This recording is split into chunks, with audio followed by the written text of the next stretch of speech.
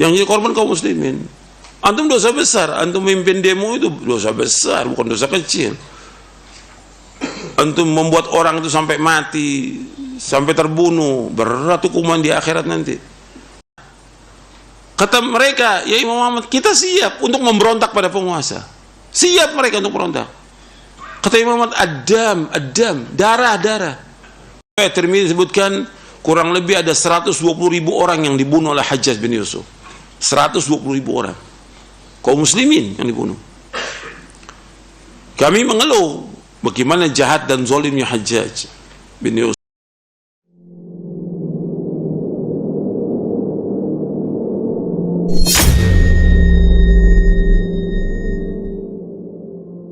Assalamualaikum warahmatullahi wabarakatuh. Para pemirsa yang budiman berbicara tentang kepemimpinan atau ulil amri, tentunya tak luput dari kebijakan-kebijakan yang terkadang menjadi pemicu konflik, bahkan hingga pertumpahan darah. Bagaimanakah sikap para ulama Ahlussunnah wal Jamaah terhadap pemimpin? Jika pemimpin itu adil, maka tidak ada masalah. Namun jika pemimpin itu zolim, bahkan membunuh rakyatnya ya, dengan berbagai cara, apa yang harus kita perbuat seperti Al-Hajjaj bin Yusuf yang sangat kejam dan membunuh ribuan kaum muslimin. Dalam video ini, Ustadz Yazid rahimahullah ta'ala memaparkan beberapa contoh sikap ulama terdahulu mengenai sikap Ahlussunnah wal Jamaah, seperti Imam Ahmad bin Hanbal kepada pemimpin yang zolim, yang menyiksanya dan memenjarakannya. Meskipun ada beberapa poin yang admin tidak sependapat dengan Ustadz Yazid rahimahullahu ta'ala, namun itu sama sekali tidak mengurangi rasa hormat admin kepada beliau. Salah satu contohnya, beliau sangat tidak setuju dengan adanya kritik dan demo kepada pemerintah, karena ujung-ujungnya biasanya pertumpahan darah. Di sini admin berpendapat bahwa negara Indonesia merupakan negara demokrasi yang mana mengkritik dan demo itu dibolehkan selama itu dilakukan dengan cara-cara yang sesuai ketentuan yang berlaku. Adapun dengan cara pertumpahan darah, maka hal itu sepakat tidak boleh. Bahkan ulama-ulama yang ikut dalam demo pun juga berpegang teguh pada dalil yang kuat. Sekali lagi, yaitu demo yang dilakukan dengan ketentuan yang dibolehkan. Apalagi itu juga untuk sebuah perubahan ke arah yang lebih baik. Yang admin perhatikan bahwa Ustadz Yazid rahimahullahu ta'ala lebih melihat kepada saddu zara'ai, pencegahan terhadap hal-hal yang tidak diinginkan dan lebih memilih jalan yang lebih aman, yaitu sabar dan juga berlandaskan kepada hadis. Simaklah penjelasan beliau mengenai sikap seorang muslim kepada pemimpin, baik itu yang adil atau yang zalim. Tabi'i dengan kawan-kawannya datang kepada Anas bin Malik. Jadi tabi'i ini bukan satu orang, banyak yang datang kepada Anas bin Malik. Seorang sahabi jalil yang membantu Nabi melayani selama 10 tahun. Anas bin Malik radhiyallahu anhu. Kata Az-Zubair bin Adi rahimahullah, kami mendatangi Anas bin Malik radhiyallahu anhu. Fashaqawna ila ma yalqawna min al-Hajjaj. Faqala isbiru فإنه لا يأتي عليكم زمان إلا والذي بعده أشر منه حتى تلقوا ربكم سمعته من نبيكم صلى الله عليه وسلم. Kami mendatangi Anas bin Malik radhiyallahu anhu. Kami mengeluh tentang apa yang kami dapati dari kekejaman, kezoliman, kekejian Hajjaj bin Yusuf yang banyak membunuh. Ada sahabat dibunuh, ada tabi'in dibunuh, dan banyak lagi yang dibunuh oleh Hajjaj bin Yusuf. Bahkan dalam riwayat Tirmidzi disebutkan kurang lebih ada 120.000 orang yang dibunuh oleh Hajjaj bin Yusuf. 120.000 orang. Kaum muslimin yang dibunuh. Kami mengeluh bagaimana jahat dan zalimnya Hajjaj bin Yusuf. Apa kata Anas bin Malik? Isbiru. فإنه لا يأتي عليكم زمان إلا والذي بعده أشر منه حتى تلقوا ربكم. Sabarlah, sesungguhnya tidak akan datang kepada kalian satu masa melainkan yang sesudahnya lebih jelek daripada yang sebelumnya, sampai kalian bertemu dengan Rabb kalian. Aku dengar hadis ini dari Rasulullah SAW, dari Nabi kalian. Hadis ini sahih, diriwayatkan oleh Imam Bukhari, Ahmad, dan yang lainnya. Dalam riwayat yang lain yang diriwayatkan Imam Bukhari dan Muslim, Nabi bersabda, "Innakum satalqawna ba'di atharatan fasbiru hatta talqauni al-haud. Kata Nabi, sesungguhnya kalian akan mendapatkan sesudahku penguasa-penguasa athara yang mementingkan diri mereka sendiri. Mereka nggak ngurus rakyat. Rakyat susah, rakyat miskin, rakyat nggak punya, dibiarkan oleh dia. Yang penting dia dan keluarganya diurus sama dia. Ini athara. Kata Nabi apa? Fasbiru, sabar kalian. Hatta talqauni al-haud, sampai kalian bertemu dengan aku nanti di telaga. Hadis ini sahih Bukhari, Muslim, Ahmad dan yang lainnya.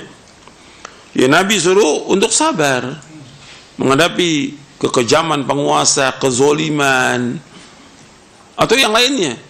Disuruh sabar. Gitu. Tetap kita mendengar dan taat. Itu perhatikan, ketika orang tidak mendengar dan tidak taat, ya yang terjadi pertumpahan darah sepanjang sejarah pertumpahan darah. Ketika orang sudah demo, ya, kemudian mereka memberontak pada penguasa, yang terjadi pertumpahan darah. Antum bisa lihat sudah di mana-mana. Apakah itu di Irak, apakah itu di Aljazair, apakah itu di Mesir, apakah itu di Syam, di Syria. Bukan satu yang mati, ratusan ribu kaum muslimin. Awalnya mereka memberontak, nggak sabar dengan kezaliman penguasa, nggak sabar. Suruh sabar. Antum perhatikan bahwa yang memberikan kekuasaan kepada orang-orang yang zalim itu siapa? Allah yang memberikan kekuasaan. Yang mencabut kekuasaan siapa? Allah. Yang memuliakan Allah, yang menghinakan juga mereka Allah. Qulillahumma malikal mulki tu'til mulka man tasha' wa tanzi'ul mulka mimman tasha' wa tu'izzu man tasha' wa tudhillu man tasha' biyadikal khairu innaka ala kulli syai'in qadir. Dalam surah Ali Imran. Di ayat 20 berapa? 26 apa? Untuk melihat itu. Jadi Allah sudah menyebutkan bahwa yang memberikan kekuasaan itu Allah. Allah berikan kekuasaan kepada siapa yang Allah kehendaki. Allah cabut kekuasaan dari siapa yang Allah kehendaki. Allah muliakan siapa yang Allah kehendaki. Allah hinakan siapa yang Allah kehendaki. Di tangan Allah semua kebaikan, dan Allah Maha berkuasa atas segala sesuatu. Itu wajib kita ingat itu.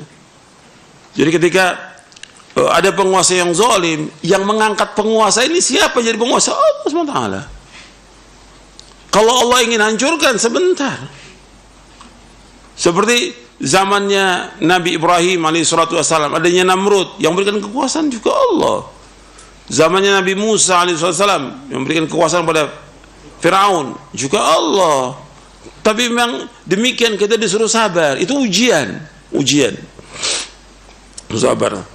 Kita tetap mendengar dan taat meskipun dia budak Habasyah. Gitu. Jangan memberontak. Ketika demo akhirnya berontak, ya pertumpahan darah yang ada. Ya penguasa dengan semua kekuatannya dia berkuasa. Yang dibunuh siapa? Yang jadi korban? Yang jadi korban siapa?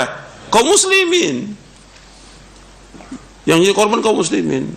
Antum dosa besar, antum memimpin demo itu dosa besar, bukan dosa kecil. Antum membuat orang itu sampai mati, sampai terbunuh, berat hukuman di akhirat nanti. Masalah darah itu masalah besar, berat hukumannya di akhirat nanti. Makanya perhatikan nih, dengar dan taat, dan suruh sabar oleh Nabi SAW. Dan para ulama juga, salaf juga ingatkan sabar. Nggak ada ulama salaf memberontak pada penguasa, sabar. Hatta ketika terjadi khalqul Quran di zaman Imam Ahmad bin Hanbal, itu perhatikan, zaman Imam Ahmad bin Hanbal, penguasanya berpendapat bahwa Al-Quran makhluk. Ini pendapat yang beda, pendapat yang kufur.